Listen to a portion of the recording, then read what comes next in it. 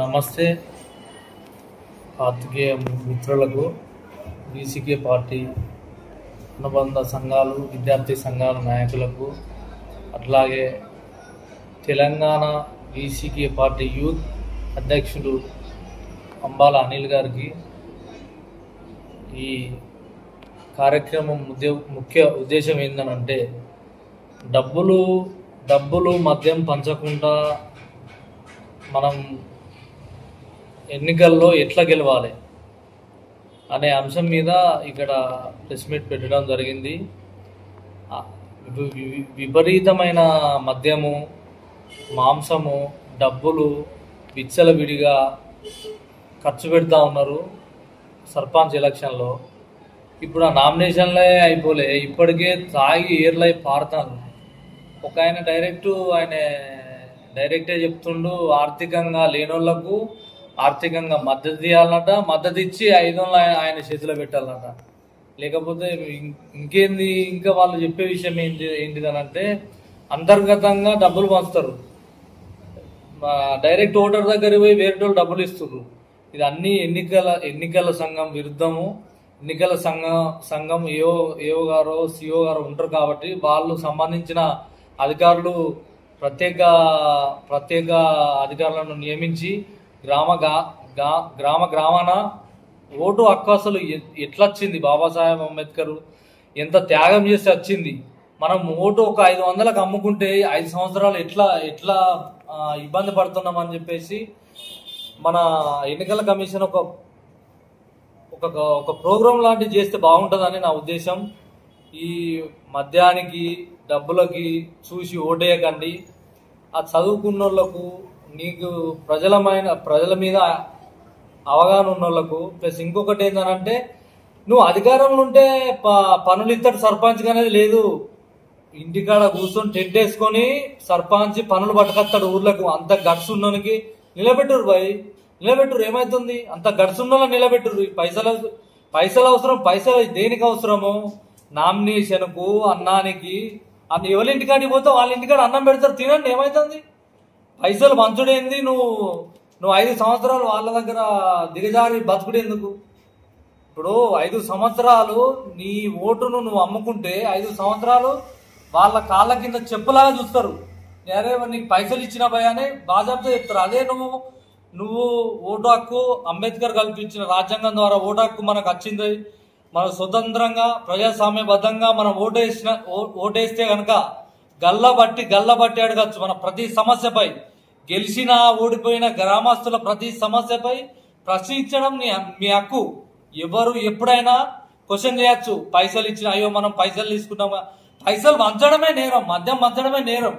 ఈ ఎన్నికల కమిషన్ ఏం చేస్తా ఉంది, ఇంకా మిగతా పేద వర్గాల నుంచి ఏపిస్తా ఉంది. రిజర్వేషన్ పేరు ఒకరిది, రిజర్వేషన్ ఫలాలు అనుభవించేది ఒకళ్ళ పేరు మీద ఏపించిన తర్వాత పైసలు పెట్టిన వాళ్ళు అధికారం 5 సంవత్సరాలు అధికారం వాళ్ళ చేతుల్లో ఉంటది. నీకు అంత త్యాగం చేసిన మహానుభావుల ఆశయాలు ఏడ సాధిస్తాం? మనం సాధించలేము కదా.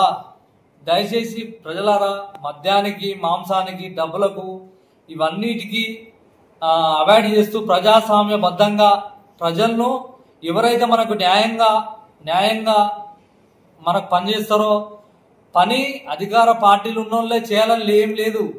భాజపాతో కొట్లాడి పండించుకోవాలి. నీకు మాట్లాడే శక్తి ఉండాలి, హైదరాబాద్ పోయే శక్తి ఉండాలి, ఢిల్లీకి పోయే శక్తి ఉండాలి, ఎమ్మెల్యే దగ్గరికి పోయే శక్తి ఉండాలి. నిన్ను నిలబెట్ట ఎమ్మెల్యే సాపు నువ్వు భయపడవా? నీకు స్వతంత్రం ఎక్కడ ఉంటుంది? స్వతంత్రం ఉండదు కదా.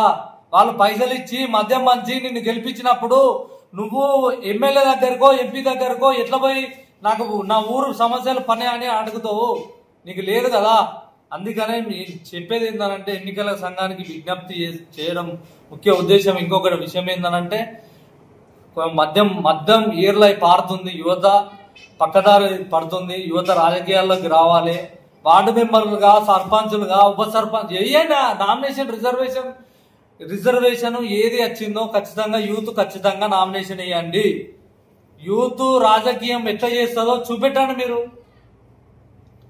ఎన్నికల కమిషన్ ముఖ్య ఉద్దేశం వాళ్ళు కొంచెం మద్యం పంచకుండా డబ్బులు పంచకుండా కొంచెం ప్రత్యేక బృందాలను ఏర్పాటు చేసి ఎన్నికలను సాఫీగా జరిపించాలని మనం చేసుకుంటున్నాం. జై భీమ్, జై భీమ్, జై భీమ్. తెలంగాణ రాష్ట్రంలో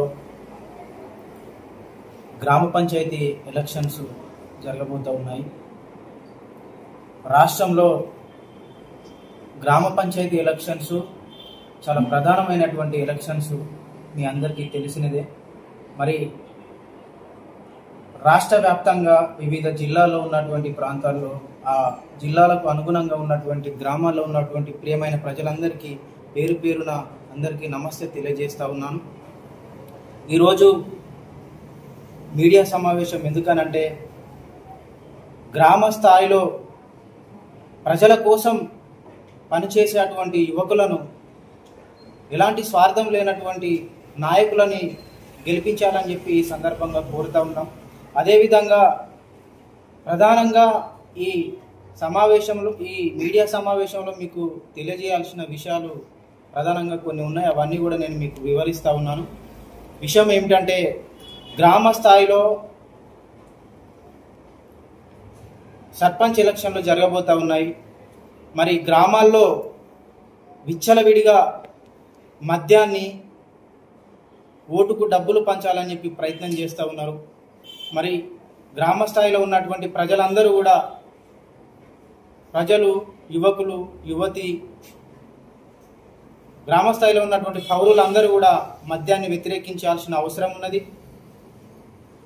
ఓటు హక్కుకు డబ్బును వ్యతిరేకించాల్సిన అవసరం ఉన్నది. గ్రామ స్థాయిలో పెద్ద ఎత్తున ప్రజలందరూ కూడా జ్ఞానంతో ఓటు హక్కును వినియోగించుకోవాల్సిన బాధ్యత మీ పైన ఉన్నది. ఓటు హక్కును, మీకున్నటువంటి ఓటు హక్కు చాలా చాలా విలువైనది.